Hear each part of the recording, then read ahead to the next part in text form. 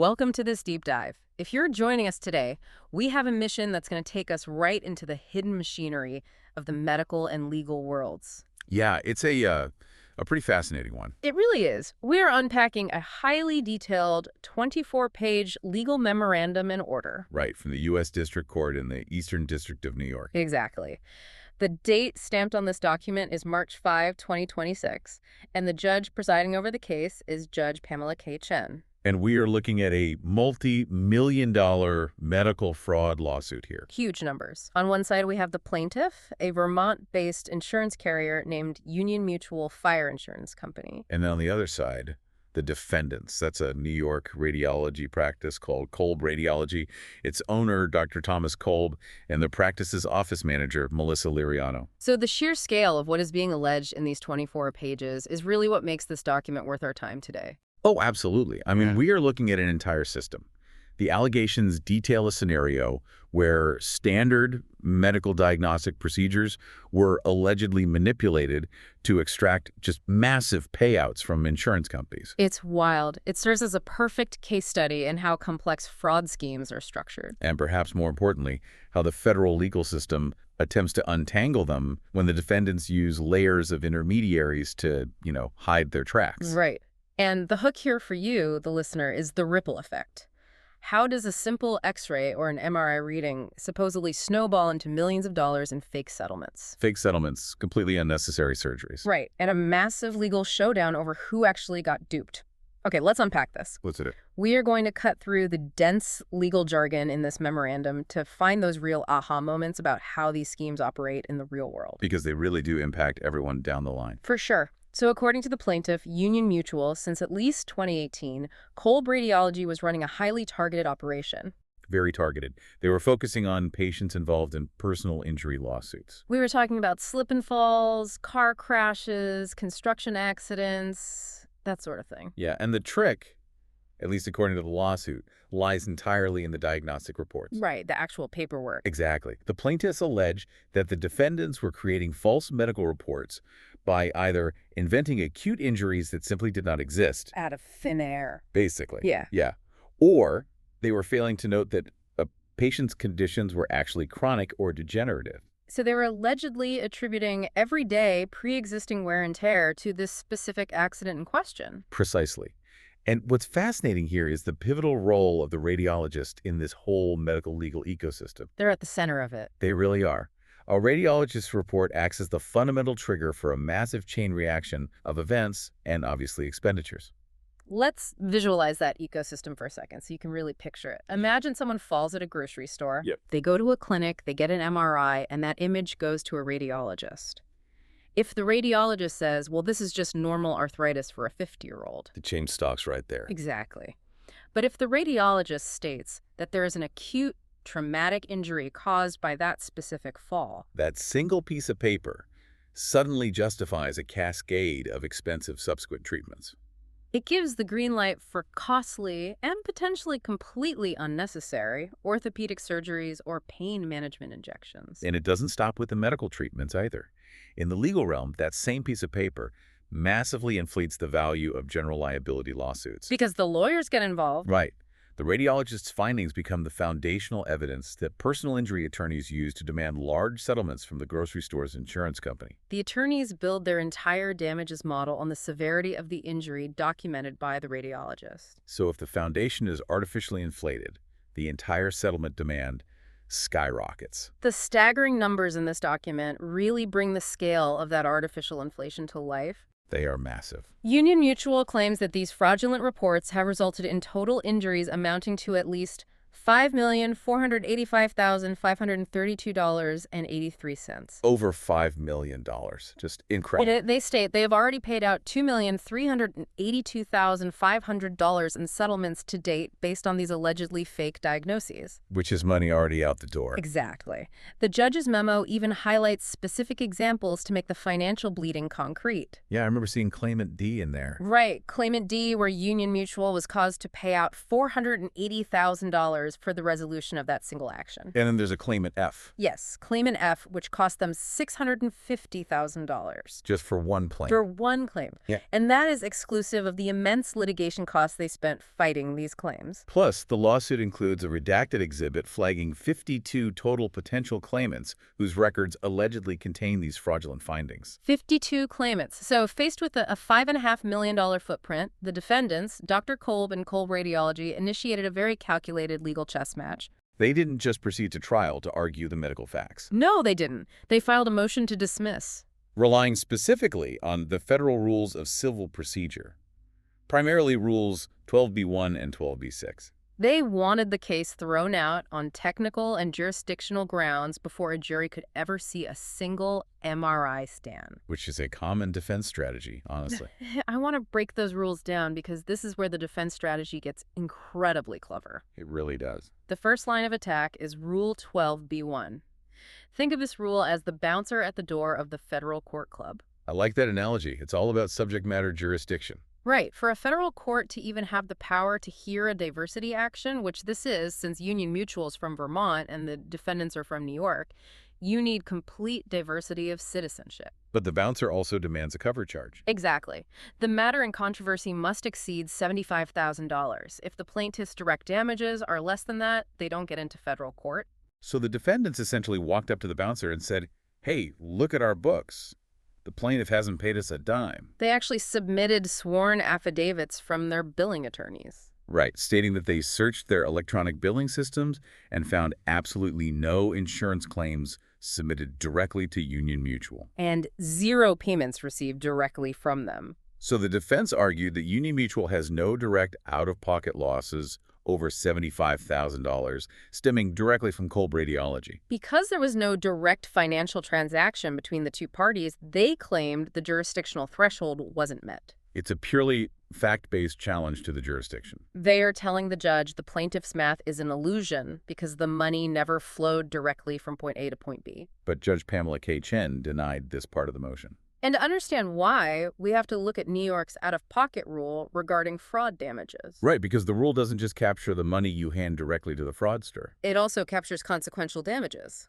And consequential damages are expenditures, which would not otherwise have been incurred but for the fraudulent act. So the judge looked at the defense's argument and dismantled it by pointing back to that ecosystem we discussed earlier. Even if Union Mutual didn't hand a check directly to Kolb Radiology, they handed out millions of dollars in third-party lawsuits and medical settlements. Because of Kolb Radiology's allegedly false medical reports. The legal precedent in New York is totally clear that these indirect payments are a direct consequence of the alleged fraud. And therefore they count toward the $75,000 threshold.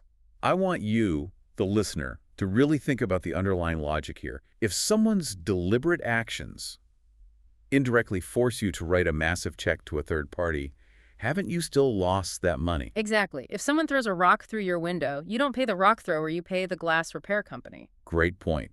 But you still suffer the financial loss because of the rock thrower. It is fascinating to see that common sense concept codified in federal jurisdiction rulings. The judge essentially affirmed that you cannot escape federal jurisdiction simply by using intermediaries. You can't just launder the fraud through someone else. Right. You can't use them to process the financial transactions of an alleged fraud and claim immunity. As long as the plaintiff can present good faith allegations that they paid for illegitimate claims based on the defendant's reports, the jurisdictional threshold is met. The bouncer lets them into the club. Exactly.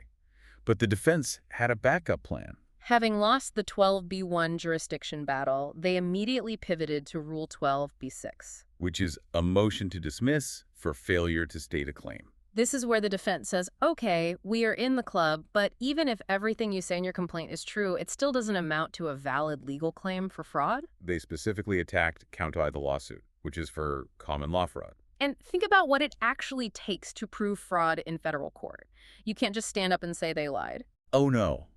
New York law makes a plaintiff run an absolute gauntlet. You have to prove they made a material misrepresentation of fact.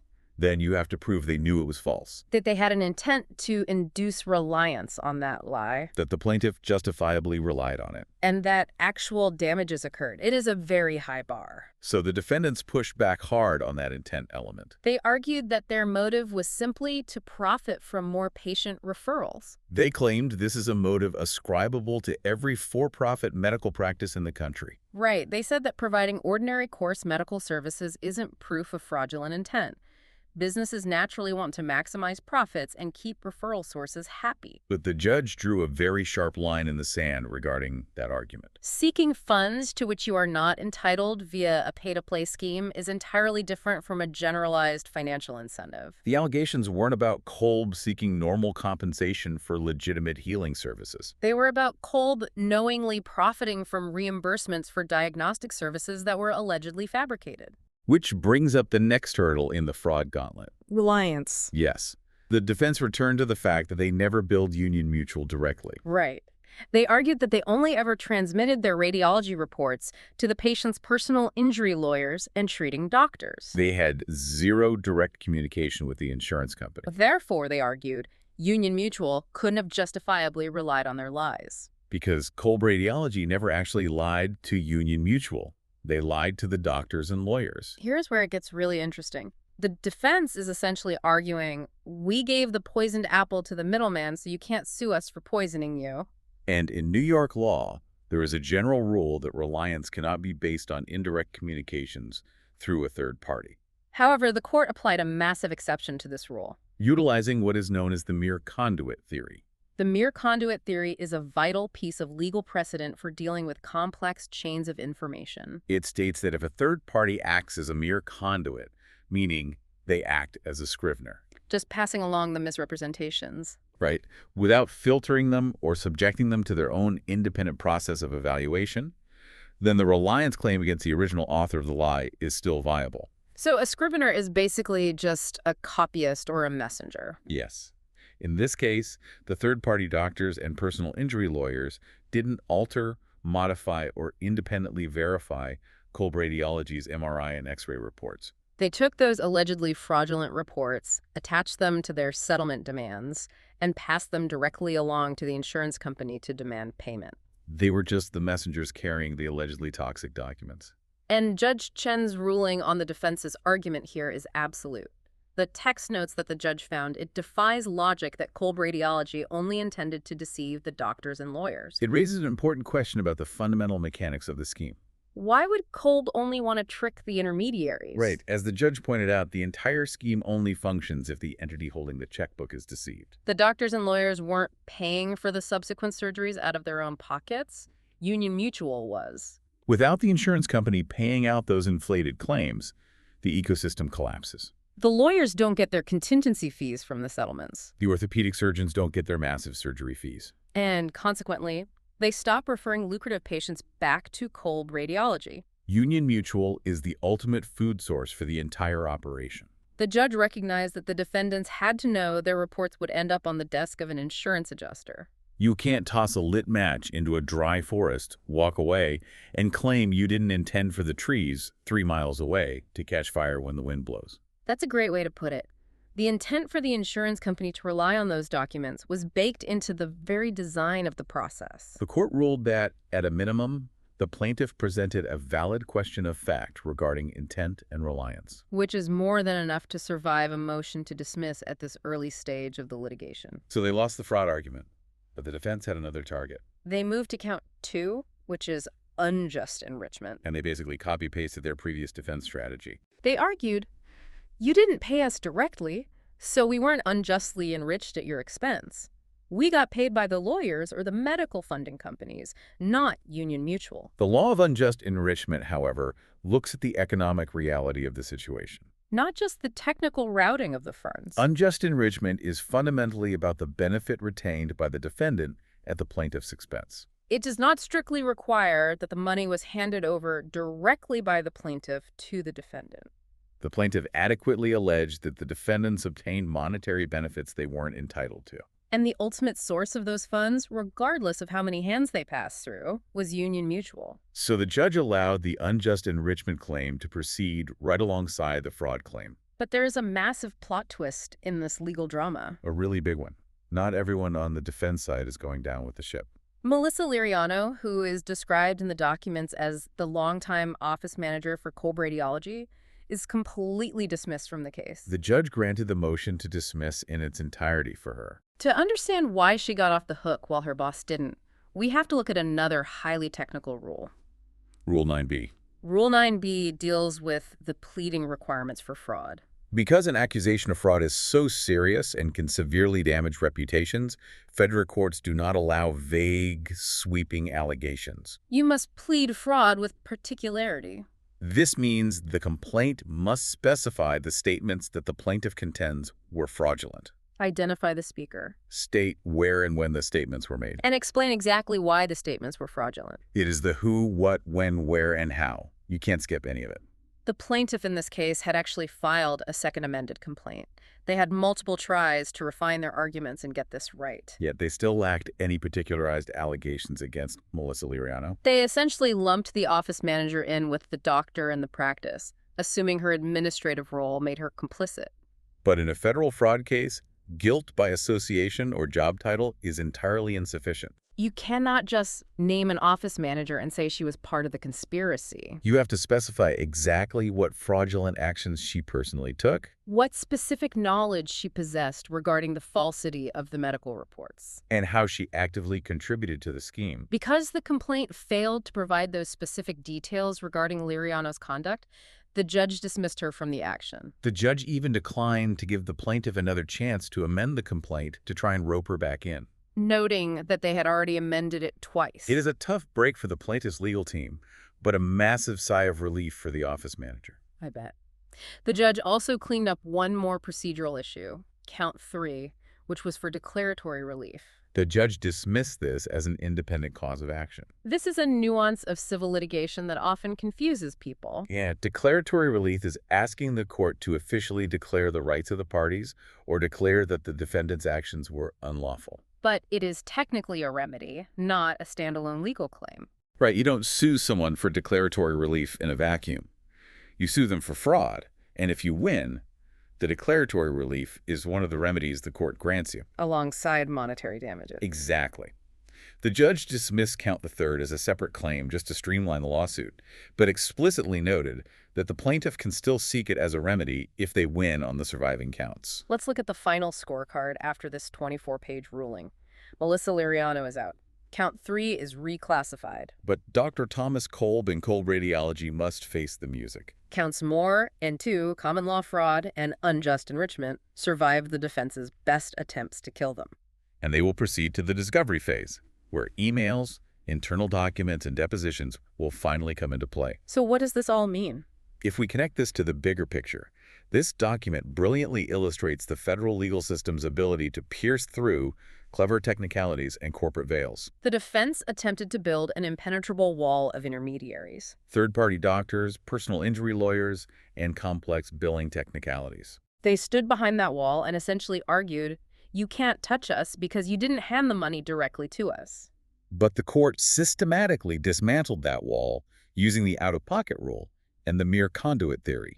It shows that in modern complex fraud cases, the law is capable of looking at the entire ecosystem of a scheme. If you are the alleged source of the poisoned information, and the architecture of the scheme dictates that your information will be used to drain someone's bank account. You cannot hide behind the messengers who unknowingly or even knowingly carried your documents to the bank. Exactly. It is a powerful reminder that the legal definition of fraud is continually evolving to handle the complexities of the modern medical billing system. It really is.